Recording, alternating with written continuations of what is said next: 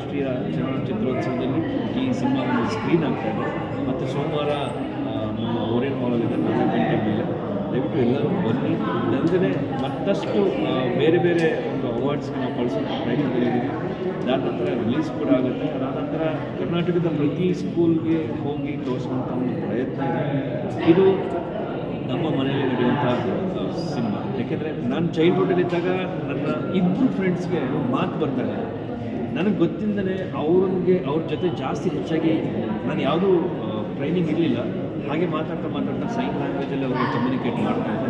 ಅದು ನನಗೆ ಇನ್ನೂ ಒಂಥರ ಇಷ್ಟ ಆಗ್ತಿತ್ತು.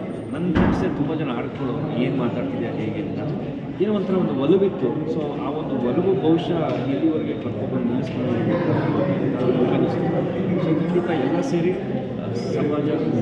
ಸಿನಿಮಾ ಮೂಲಕ ಸಮಾಜ ಸೇವೆ ಮಾಡೋಣ ಅಂತ ಕೇಳ್ತೀನಿ. Thank you.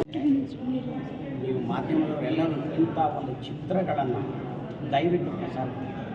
ಯಾಕೆಂದರೆ ಅಂಥ ಒಂದು ಬಡ ಮಕ್ಕಳುಗಳು ಹೇಗಿದೆ, ಏನಾಗುತ್ತೆ, ಬಡ ಮಕ್ಕಳುಗಳ ಒಂದು ಜೀರ್ಣೋದ್ಧಾರ ಹೇಗೆ ಬೆಳಿಬೇಕು, ಯಾವ ರೀತಿ ನಡಿಬೇಕು ಅಂತಕ್ಕಂಥ ಒಂದು ಉದ್ದೇಶವನ್ನು ದಯವಿಟ್ಟು ಸಮಾಜಕ್ಕೆ ತೋರಿಸ್ಕೊಡಿ. ನಿಮ್ಮ ಮಾಧ್ಯಮದವರೆಲ್ಲ ಇದೊಂದು ಪ್ರಯತ್ನ ಪಟ್ಟು ಇದೆಲ್ಲ ಒಂದು ಉನ್ನತ ಮಟ್ಟಕ್ಕೆ ಬೆಳೆಸ್ಕೊಟ್ರೆ ನಿಜಕ್ಕೂ ಅದು ನಿಮಗೆ ಒಂದು ಸಾಧನೆಯಾದ ಒಂದು ಸಿಗುತ್ತೆ ಅನ್ನೋ ನಂಬಿಕೆ ನನಗಿದೆ.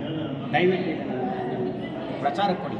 ನೀವು ಇಂಥ ಒಂದು ಚಿತ್ರಗಳನ್ನು ಮುಂದೆ ತಂದು ಕರ್ನಾಟಕದಲ್ಲಿ ಇಂಥ ಚಿತ್ರಗಳು ಬಂದು ಎಲ್ಲ ಬಡ ಮಕ್ಕಳುಗಳೆಲ್ಲರೂ ಅವರವರ ಒಂದು ಇದಕ್ಕೆ ಸಾಧನೆಯನ್ನು ತೋರಿಸ್ಕೊಳ್ಳುವಂಥ ಶಕ್ತಿ ಇದೆ ಅಂತಕ್ಕಂಥದ್ದನ್ನು ದಯವಿಟ್ಟು ಮಾಧ್ಯಮದವರೆಲ್ಲರೂ ಅದನ್ನು ತೋರಿಸ್ಕೊಳ್ಳಿ. ನಿಮ್ಮ ಮಾಧ್ಯಮದವರು